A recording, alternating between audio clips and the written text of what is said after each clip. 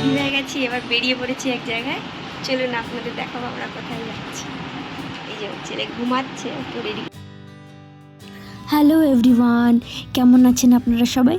আশা করি আপনারা সবাই ভালো আছেন এবং সুস্থ আছেন। আমার আরেকটি নতুন ব্লগে আপনাদের সবাইকে স্বাগত। আপনারা তো শুনলেন যে আমরা রেডি হয়ে বেরোচ্ছি। আমরা কোথায় যাচ্ছি চলুন সেটা যেতে যেতেই বলবো। আমাদের ক্যাব এসে গেছিলো, আমরা সেটাতে উঠেও গেছিলাম। ছেলে তো ঘুমাচ্ছিল, ওকে ঘুমন্ত অবস্থায় ভেবেছিলাম নিয়ে যাব, কিন্তু কিছুটা রাস্তা এগিয়ে যেতেই ছেলে আমার ঘুম থেকে উঠে পড়েছে।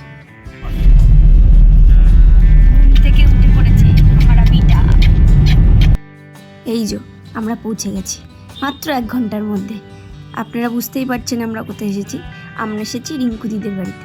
এমনি হঠাৎ প্ল্যান হলো, তাই চলে এলাম। ওর বাবারও ছুটি ছিল আর আমারও ঘরে কোনো কাজ ছিল না, তাই একটু ঘোরার ইচ্ছে হলো, তাই চলে এলাম। ওর অ্যালার্জি হয়েছিল, ওই যে ইয়ে বলছিল। হাই, চলে এসেছি আমরা।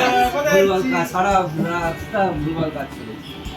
হ্যাঁ হ্যাঁ, ওই দিকটা বল। হ্যাঁ, দিদিরে গ্রিন করেছিস, তাকে গ্রিন কেন করেছিস? ঘুমাতে ঘুমাতে তোলা হয়েছে।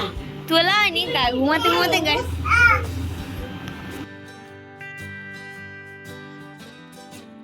ওরাও না বাড়িতে ছিল না, বেরিয়েছিল একটা কাজে। আমরা এখানে আসার কিছুক্ষণ আগেই ওরা ফিরেছে। ওরা তাই নিজেদের জন্য চপ কিনে এনেছিল, আর আমরা যেতেই সেই চপ আমাদেরকে দিয়ে দিয়েছে খেতে। আমরাও হামলা করে দিয়েছি ওই চপের ওপরে। যাই হোক, চপ মুড়ি খেয়ে নিই। চলুন, এদের এখানে আজকে ফাংশন হচ্ছে, মানে ওই যে পাড়ায় অর্কেস্ট্রা হয় না, সেটাই হচ্ছে। তো আমাকে বললো চল একটু ঘুরে আসি, ওই জন্য চলে গেলাম ছেলেকে নিয়ে।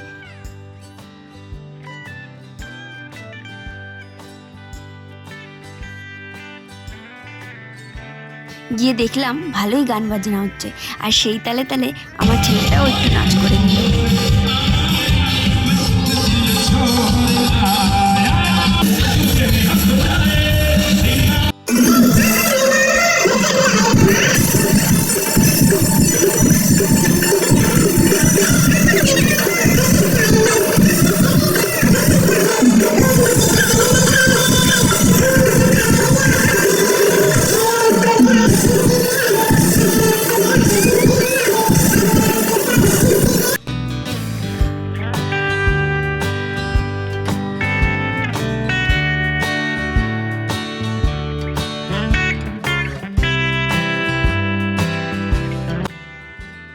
গান এখনো হচ্ছে, তবে আমাদের বাড়ি যেতে হবে।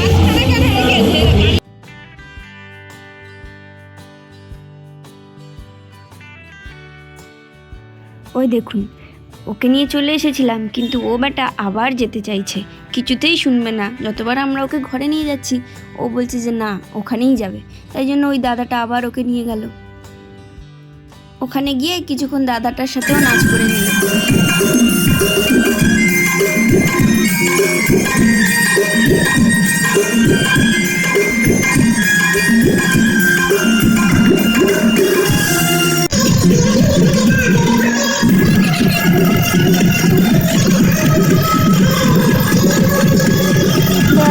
আমাদের ফাংশন দেখা হয়ে গেল।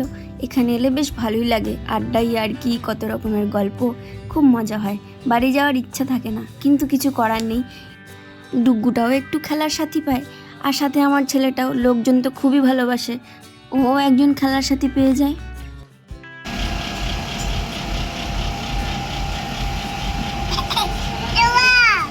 ঘুমা।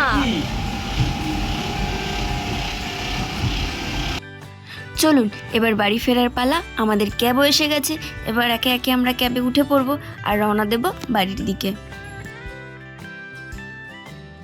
ভাবলাম গাড়িতে উঠলে ছেলেটা হয়তো বাড়িতে আস্তে আস্তে ঘুমিয়ে পড়বে। ও বাবা একদমই ঘুমায়নি, ও একদম জেগেছিল। ইভেন বাড়িতে এসেও ও অনেকক্ষণ জেগেছিল। আর কি করছিল সেটা আপনারাও দেখতে থাকুন।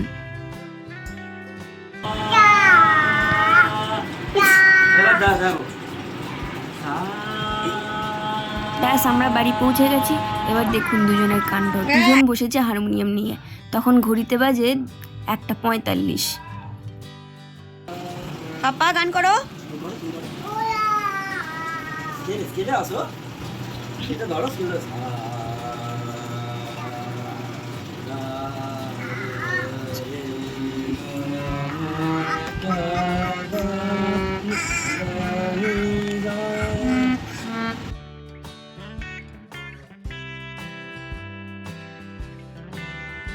ছেলে আবার দেখুন, ওর পাপা হারমোনিয়াম বাজাচ্ছে, সেটাতে ওর হচ্ছে না, ও নিজের গিটারটা নিয়ে আবার বাইরে এসে বসেছে। ব্যাস কিছুক্ষণ হয়ে গেল ওর, আবার ছুটলো হারমোনিয়ামের দিকে। ওকে ওটাও তো একটু বাজাতে হবে নাকি?